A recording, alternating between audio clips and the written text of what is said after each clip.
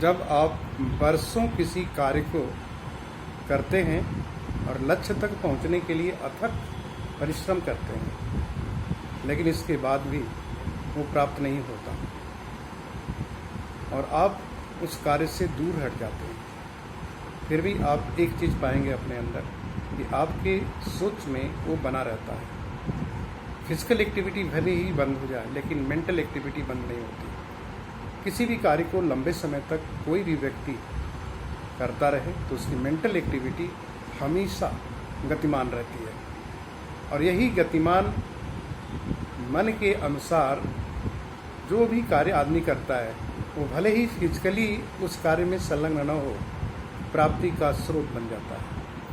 उसके मन में चलने वाले विचार ही उसको प्राप्त करने के रास्ते दिखा देते हैं। इसीलिए कोई भी बड़ा कार्य है वो बहुत ही दिनों के बाद बहुत समय लेता है परिणाम तक पहुंचने में।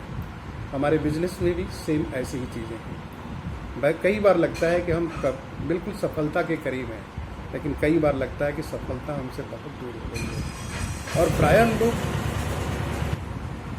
बिजनेस को छोड़ भी देते हैं, लेकिन उनके मस्तिष्क में ये विचार चलते रहते हैं। इसी कारण आप देखेंगे कि दुनिया में जितने भी महान कार्य हुए हैं वो उन्हीं लोगों के द्वारा हुए हैं जिनके मस्तिष्क में वो विचार आ गए हैं। मस्तिष्क में विचार का आना ही सफलता है। फिजिकल एक्टिविटी हो या ना हो, लेकिन मस्तिष्क में अगर कोई चीज़ चल रही है तो वो अवश्य पूरी हो जाती है। चलने वाले विचार ही मनुष्य को अपनी जगह से दूसरी जगह ले जाते हैं, अर्थात मन ही आपके शरीर को चलाता है। इसलिए कभी भी मन के अंदर से आपका कोई भी लक्ष्य नहीं हटना चाहिए, और इसका एक ही तरीका है, जिस कार्य को भी कीजिए लंबे समय तक कीजिए। लंबे समय का अर्थ यही होता है कि लक्ष्य की दिशा में निरंतर प्रयास करते रहना। शारीरिक जो भी कर्म होते हैं वो परिणाम तक पहुंचाने के लिए जरूर होते हैं, लेकिन मन पहले पहुंचता है, शरीर बाद में पहुंचता है।